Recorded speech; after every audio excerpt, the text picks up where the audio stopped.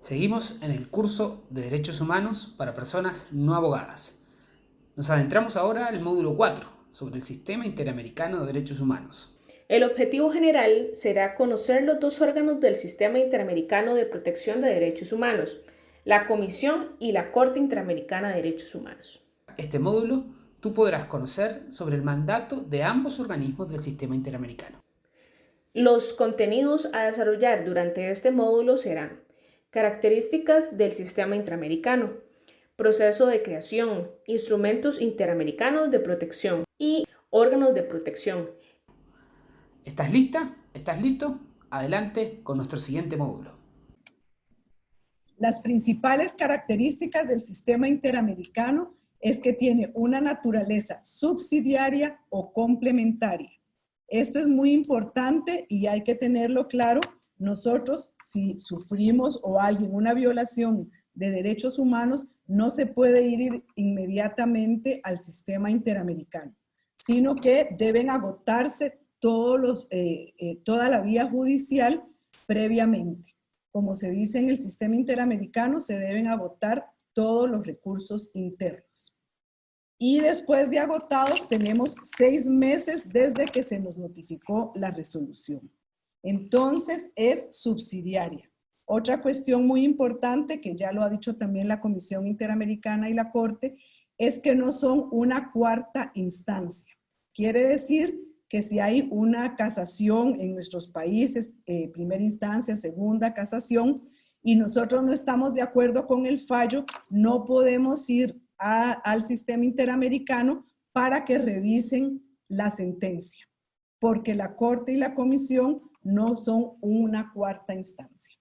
En segundo lugar, su función primordial es monitorear el cumplimiento de todos los instrumentos o tratados que son aprobados en el marco del sistema interamericano.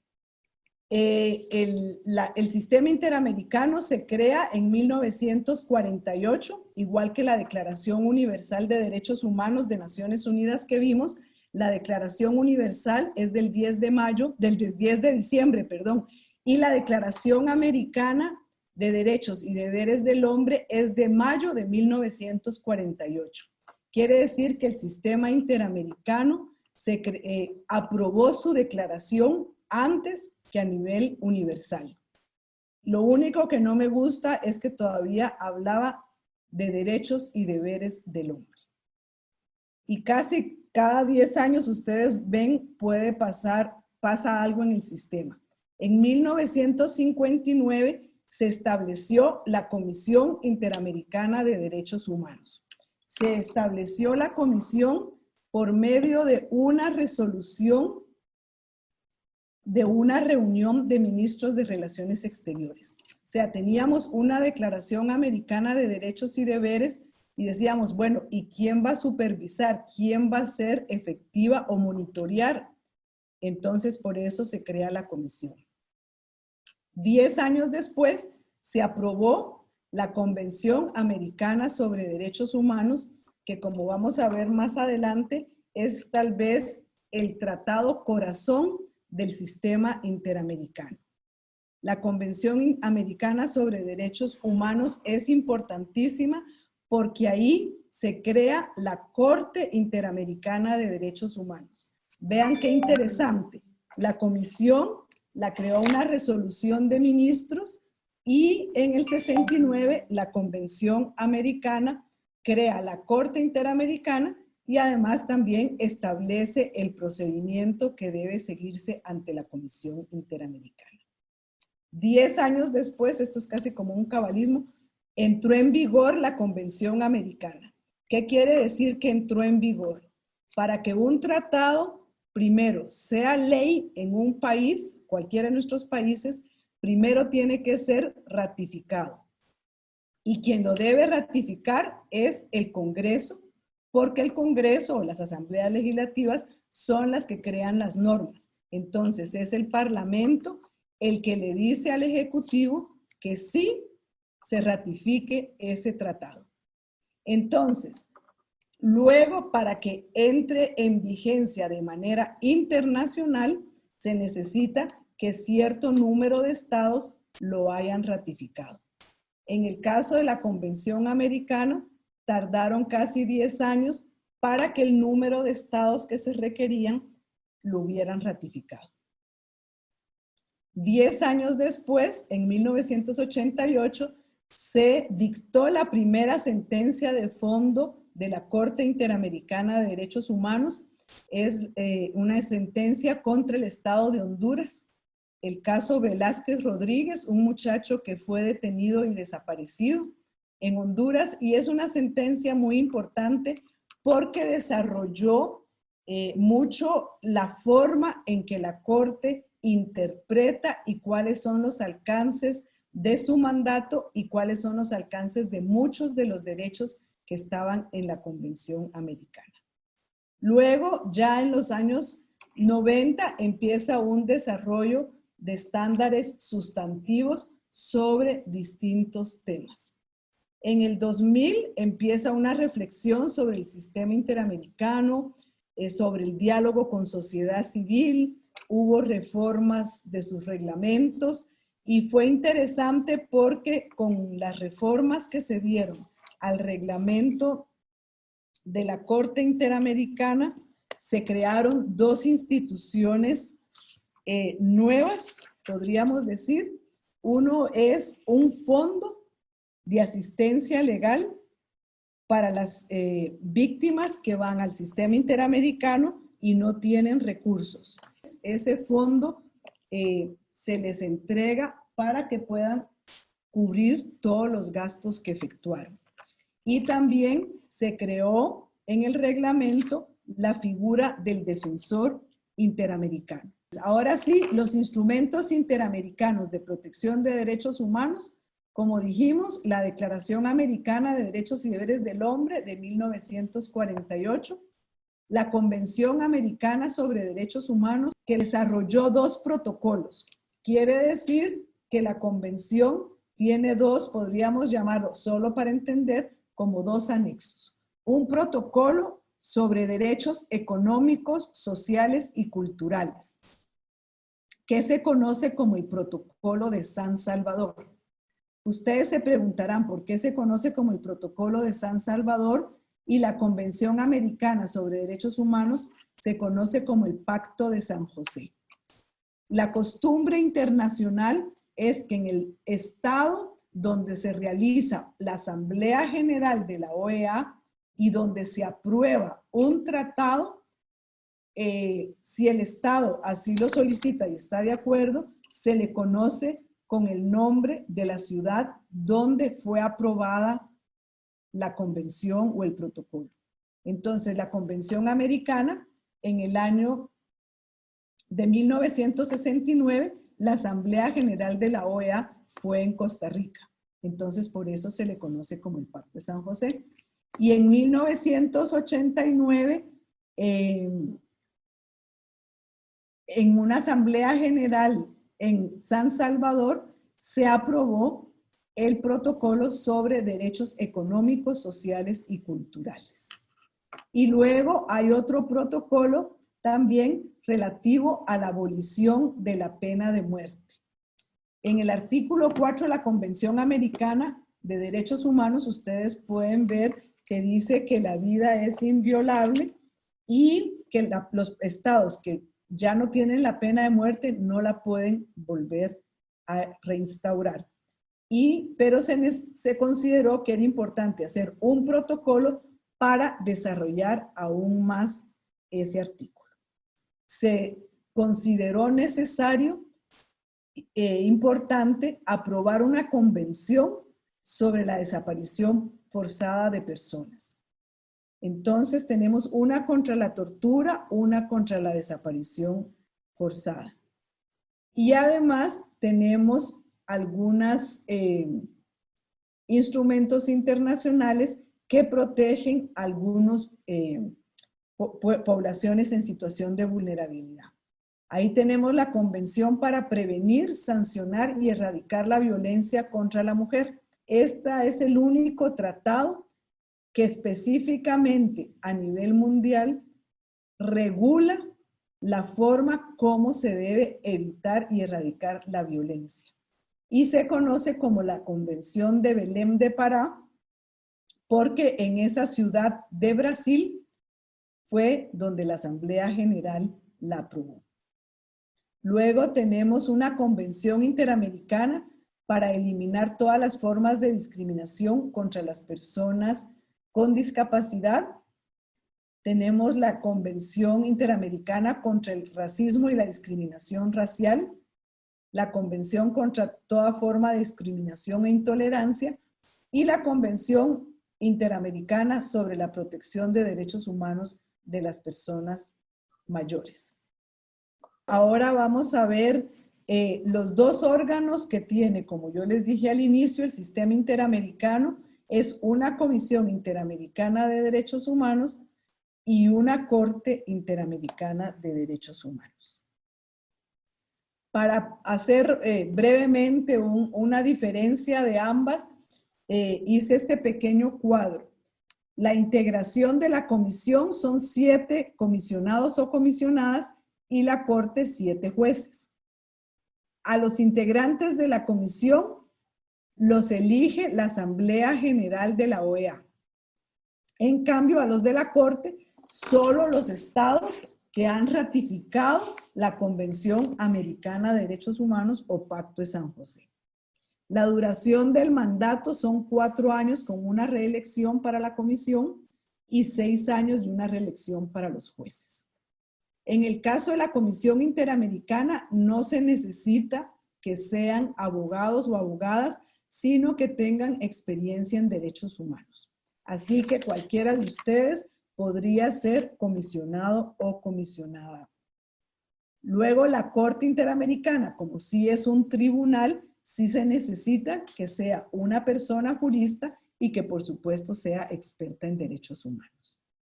La sede de la comisión en Washington y la de la Corte en San José de Costa Rica. Como yo les dije, la Comisión Interamericana se creó en el 59 por medio de una resolución y la de San José con la Convención Americana en el 69. El mandato de la comisión, que es lo que yo les decía que es muy importante, tiene un mandato para todos los estados miembros de la OEA. En cambio, la Corte únicamente para los estados que han aceptado expresamente su competencia. Ahora vamos a ver brevemente las funciones de la Comisión Interamericana de Derechos Humanos. Lo podríamos dividir en 2. Tiene una dimensión política y una dimensión jurisdiccional. Su dimensión política se fundamenta en el mandato que tiene de promover la observancia y la defensa de los derechos humanos. Y esto lo hace por medio de observaciones in loco. In loco quiere decir en el lugar. Luego, la Comisión Interamericana puede hacer informes anuales, informes temáticos. Eso es importante. Por ejemplo, han hecho sobre el tema de migrantes. Hay más de 6 informes sobre el tema de migraciones. También sobre el tema de los derechos de las personas privadas de libertad, sobre la prisión preventiva, sobre los derechos de las mujeres y las niñas. Entonces, si ustedes tienen interés, en la página de la comisión están todos los informes y están incluso por temas. Y también a veces hacen informes sobre la situación de derechos humanos de un estado específico. Recientemente hizo uno sobre la situación de los derechos humanos en Honduras. Estos informes, así como hablábamos el martes pasado, pueden servir, si es un estado serio, para que le sirvan como una guía de ruta para poder diseñar políticas y programas en defensa de derechos humanos, y también le puede servir a las organizaciones de la sociedad civil para ir monitoreando si efectivamente el Estado está o no cumpliendo. Luego, la comisión también hace audiencias de carácter general.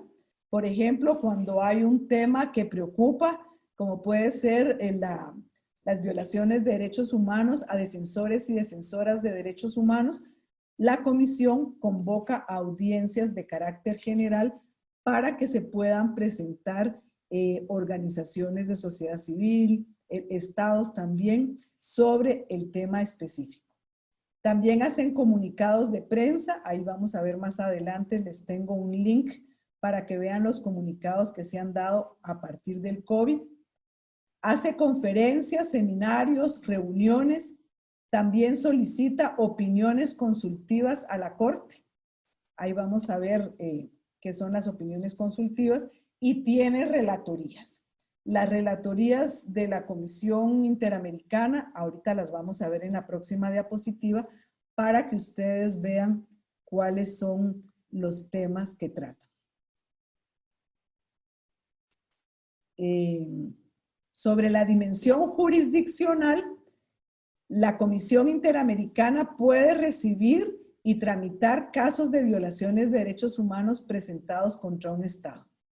Y esto es importantísimo que ustedes lo tengan claro, porque a veces incluso abogados y abogadas dicen, voy a llevar el caso ante la Corte Interamericana de Derechos Humanos.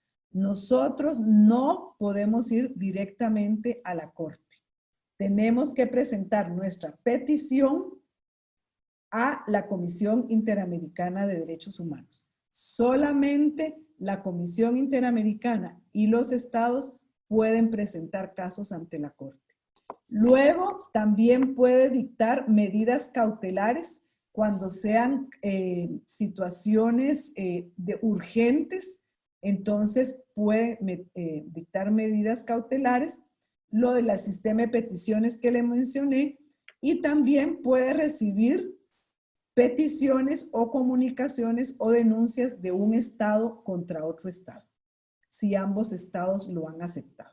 Y aquí tenemos las relatorías que tiene la Comisión Interamericana. Tiene una sobre trabajadores migratorios y miembros de su familia, sobre defensoras y defensores de derechos humanos, sobre pueblos indígenas, sobre personas privadas de libertad, sobre derechos de los afrodescendientes y contra la discriminación racial, sobre derechos de la niñez, sobre libertad de expresión, sobre personas LGTBI y sobre derechos económicos, sociales, culturales y ambientales. Ahora, ¿quién puede presentar una denuncia ante la comisión? Y no vamos a ver el procedimiento, sino únicamente es para tener una idea. Cualquier persona, cualquier grupo de personas o cualquier organización no gubernamental legalmente reconocida en un estado puede presentar la denuncia. Es muy fácil, se puede mandar por mail. Ahí en la página de la Comisión Interamericana hay hasta como un formulario de qué es la información que se debe mandar, etcétera. Y no tiene que tener un poder, ¿verdad? Ni es un gran formalismo. Así que cualquier persona o grupo de personas. Esto de las organizaciones no gubernamentales puede ser, por ejemplo, que sea una ONG en México, puede presentar una denuncia contra Costa Rica, contra Panamá, aunque la ONG no tenga sede ni filial en Costa Rica o Panamá. Solo con que esté legalmente reconocida en un estado, puede presentar contra cualquier estado. ¿Y contra qué estado se puede presentar una petición? Contra cualquier estado miembro de la OEA. Entonces vamos a pasar a la Corte Interamericana de Derechos Humanos. La Corte tiene dos competencias, una competencia consultiva y una contenciosa. Sirven para ayudar a los estados a cumplir sus obligaciones y también a los demás órganos o comisiones de la Organización de Estados Americanos y también a las organizaciones de la sociedad civil.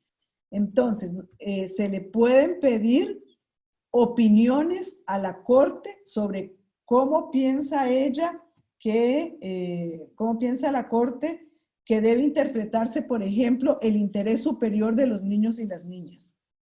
O qué derechos tienen las personas migrantes que han sido condenadas en un tercer estado. Y la pueden pedir Los estados, cualquier estado miembro, aunque no haya ratificado la convención, puede pedirla. Cualquier estado lo puede pedir también la Comisión Interamericana o la pueden pedir los otros órganos del sistema interamericano. Además, tenemos la competencia contenciosa. La Corte puede dictar medidas provisionales y también tramita las peticiones individuales, o sea, los casos, cuando se los presenta la Comisión Interamericana u otro estado.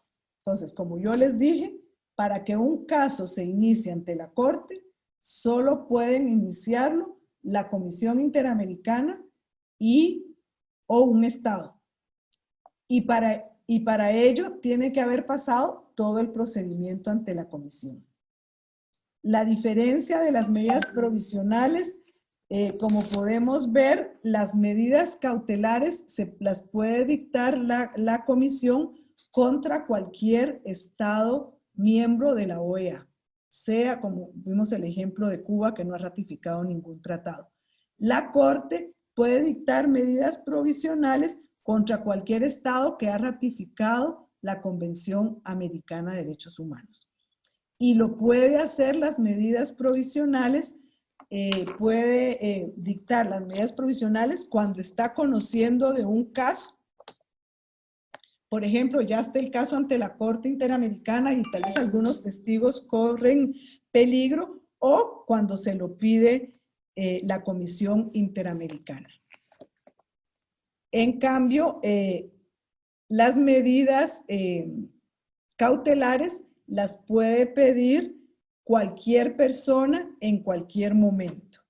Además, las medidas provisionales, su fundamento legal está en la Convención Americana sobre Derechos Humanos, y las de la Comisión tiene su fundamento en el reglamento de la Comisión. Y ambas son de acatamiento obligatoria. ¿Qué son las opiniones consultivas? Son cuestiones jurídicas sobre los instrumentos interamericanos y, como les dije, lo pide un Estado miembro, la Comisión Interamericana o un órgano de la OEA.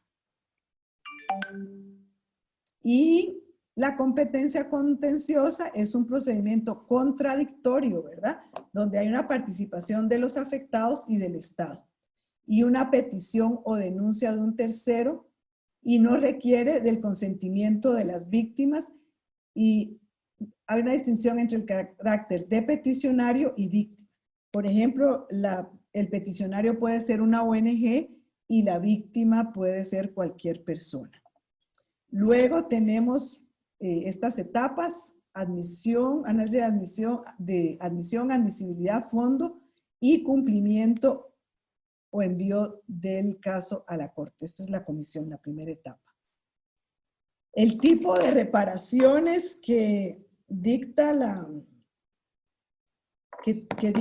Corte puede ser de investigación, determinación, enjuiciamiento y sanción de las personas responsables, reparaciones de rehabilitación, de medidas de satisfacción, de garantías de no repetición.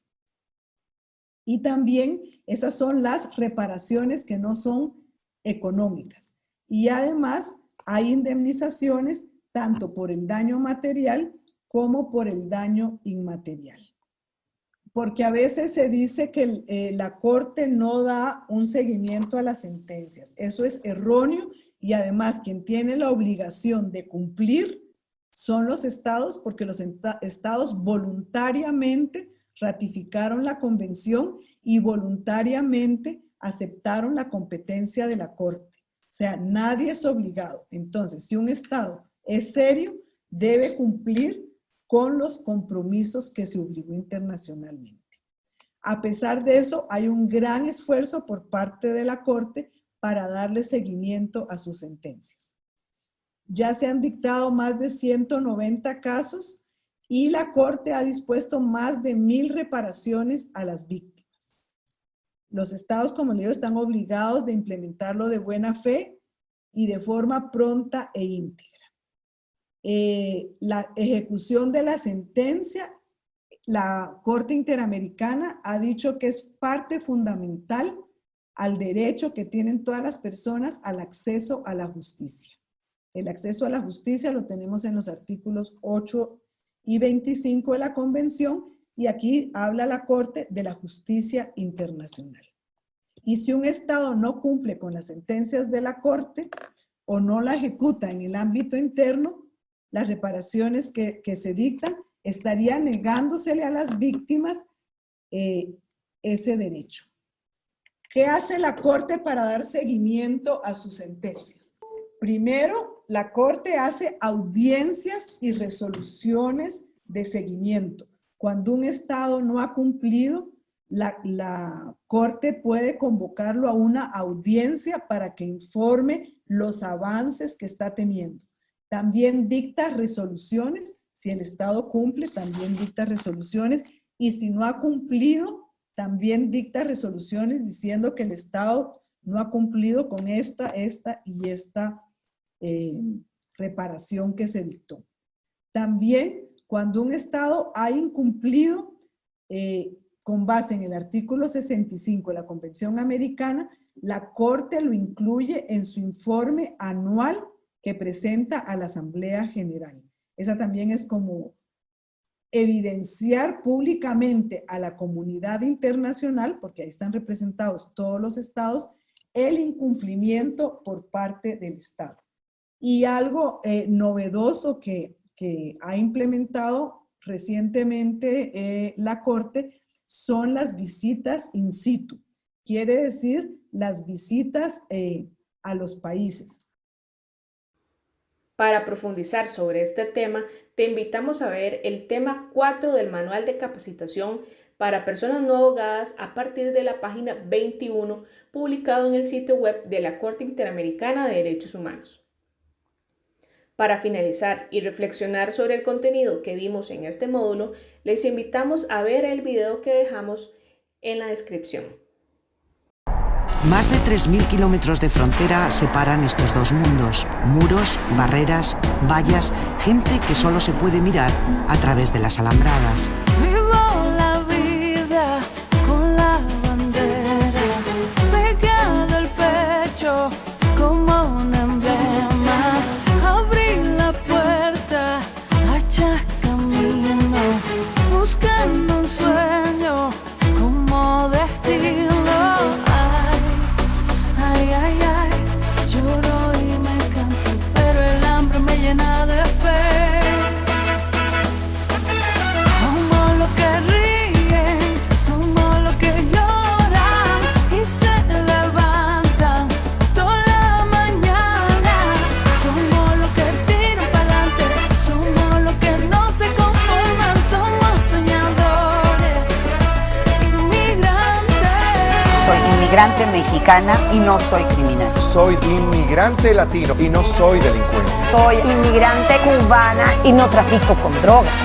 Cierro los ojos, veo mi tierra y donde sea vivo por ella.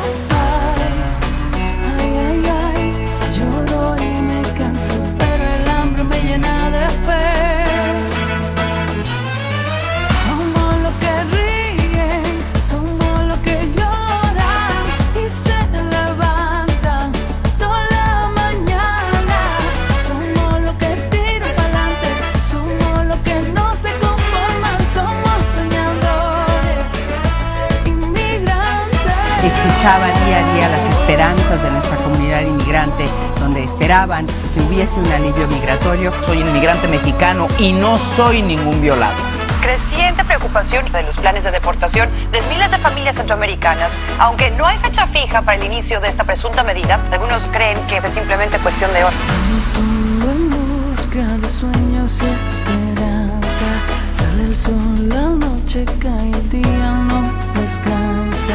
Y aunque la meta muy lejos se pueda ver, quiero que este corazón un día llegue a casa. Nos enfrentamos a esa lucha. Miles de personas que no son tratadas como iguales.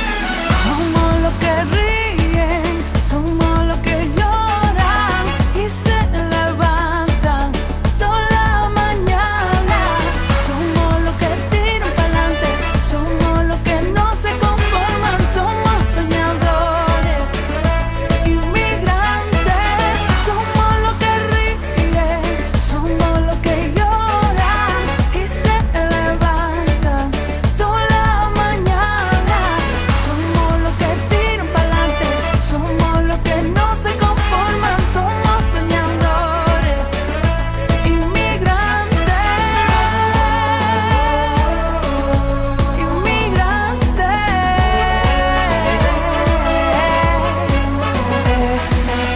están tratando de separar personas, separarnos por raza, separarnos por color, separarnos por acento.